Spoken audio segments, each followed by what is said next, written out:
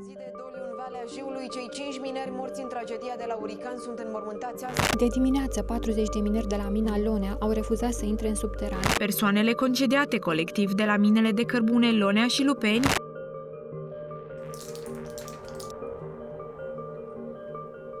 Ne îndreptăm spre o gaură neagră din trecutul industrial al României, unde anii grei de corupție și, mai nou, tranziția spre energiile sustenabile au creat lent, dar sigur, premizele extincției economice a unei întregi regiuni.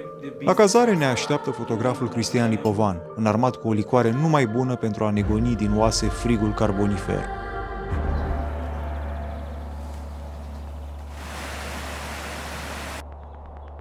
O ceață aproape marțiană ne poartă spre ținta noastră de astăzi, un colos muribund din Valea Jiului.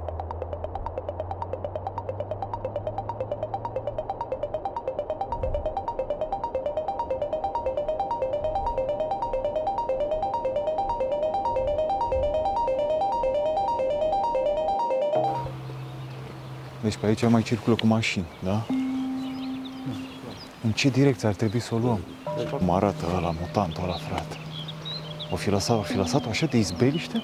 Putem să intrăm în ea, oare? Așa pare că e lăsată de izbeliște.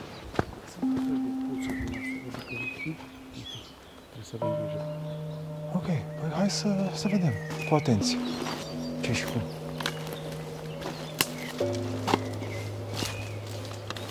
S-au niște câini, dar cred că de afară, a?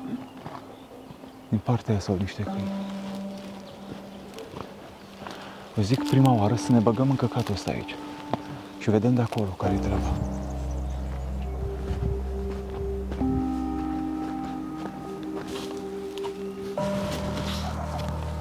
Vedeți că-i șubră de asta.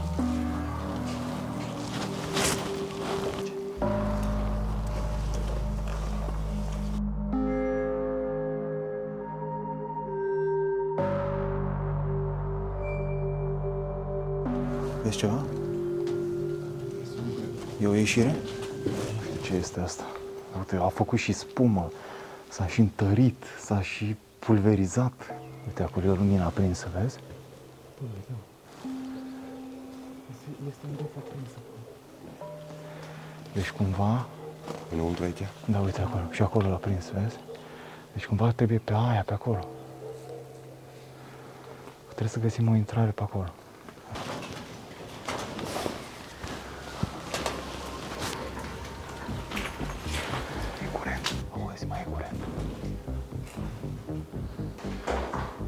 Da, deci neapărat trebuie să aibă asta cameră de control. Trebuie să aibă cameră de control, care punea în funcțiune și benzi de transportare, toate astea. Băi, ușor, ușor, Vlad! Vlad, ușor, frate!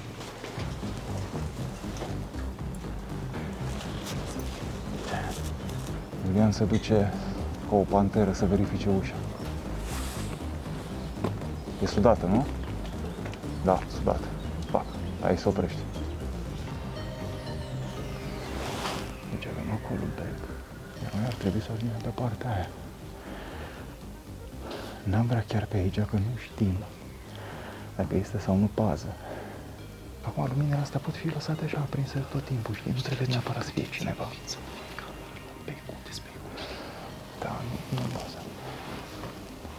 Uite, avem un bec aici, nu e nicio cameră aici.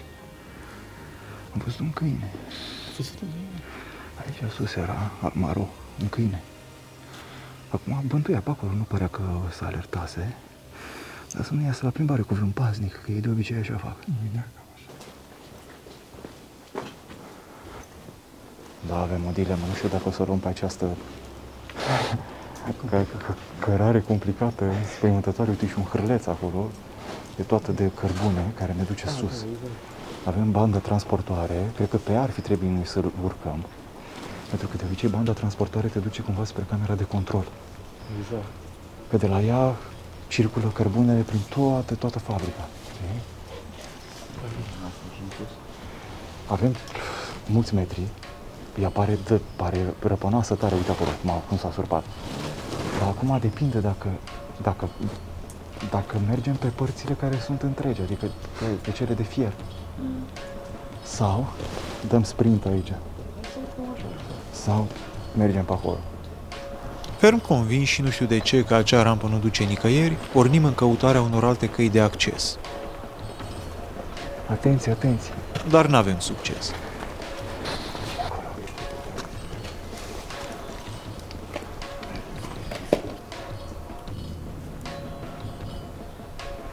După minute în șir pierdute în felul ăsta, decidem să ne retragem într-un spațiu mai ferit al curții pentru a căuta o altă soluție. Numai că Iulian insistă să-și încerce norocul pe acea rampă. Iar intuiția lui ne aduce jackpotul.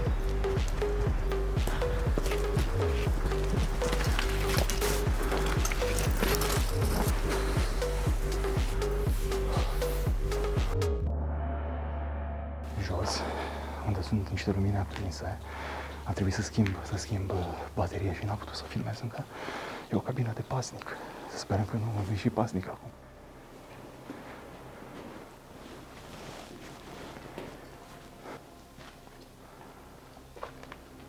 Suntem învăluiți de o atmosferă stranie de sanctuar. Toate aceste grinzi ruginite, benzi transportoare și benzi vibrator, concasoare și cicloane, șururi și colectoare, compun arhitectura complexă a preparării cărbunelui.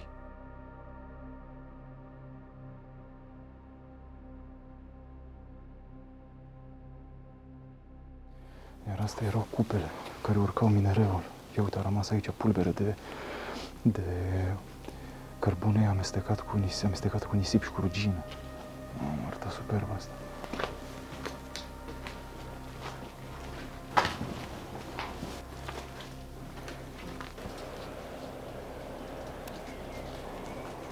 Ce frumos se vede acolo râul curgând. Încă mai avem aceste pangliși de ceață pe deasupra crestelor. Liniștea tandră care domnește acum pare de-a dreptul o ironie amară dacă ținem cont că aceste instalații erau cândva o bombă cu ceas. Praful de cărbune crea în aer concentrații explozive de ordinul miilor de grame, care așteptau doar o scânteie pentru a transforma totul într-o torță uriașă.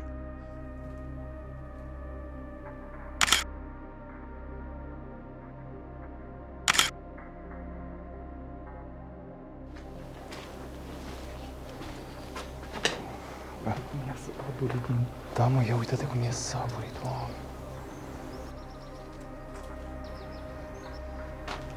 Eu urca pe scara asta model, pentru că am văzut acolo sus, ia uitați, maimuța, gorila aia de oțel.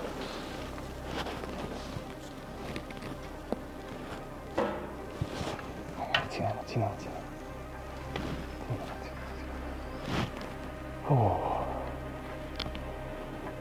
Ce bunjoasă e asta.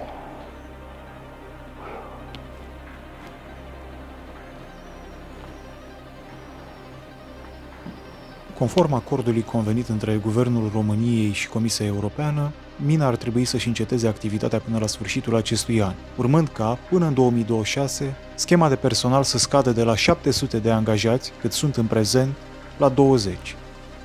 Deci, câteva sute de locuri de muncă vor dispărea dintr-un foc.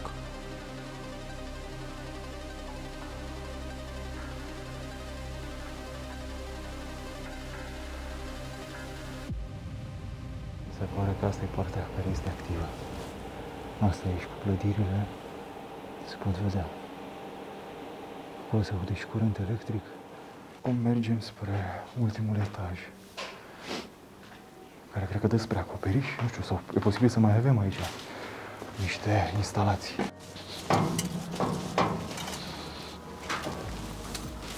Hai să vă arăt acum un peisaj absolut năucitor.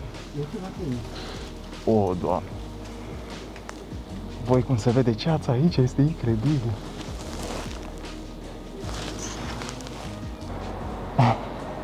Stăm ca Aurora aici. Mamă, că este ceața aia acolo. Vlad, ești mulțumit de unde ai ajuns? Este un fel de Eurovision al urbexului mineresc. Picioare. Pare că avem un paznic pe aici. Sperăm că nu ne-a văzut. Suntem pe acoperiș. Crezi să se uită la pe sus? S-a oprit. Dacă vreți, intrăm în afară. Nu, ieșim tot pe aici.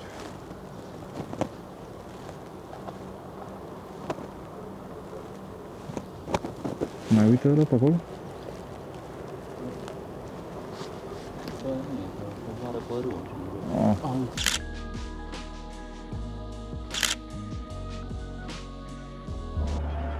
Viața minierilor din Valea Jiului formează unul din cele mai impresionante capitole ale luptei muncitorimii noastre pentru biruința democrației românești și pentru înălțarea patriei. Patria s-a înălțat până și-a spart capul într-un meteorit. Pentru Valea Jiului, regiune monoindustrială, asta a însemnat un amestec letal de șomaj galopant și de populare masivă. Va deveni cândva întregul defileu un tărâm al nimănui, un muzeu în aer liber al ruinei și abandonului? Cine știe. Dar întrebarea nu e una exagerată.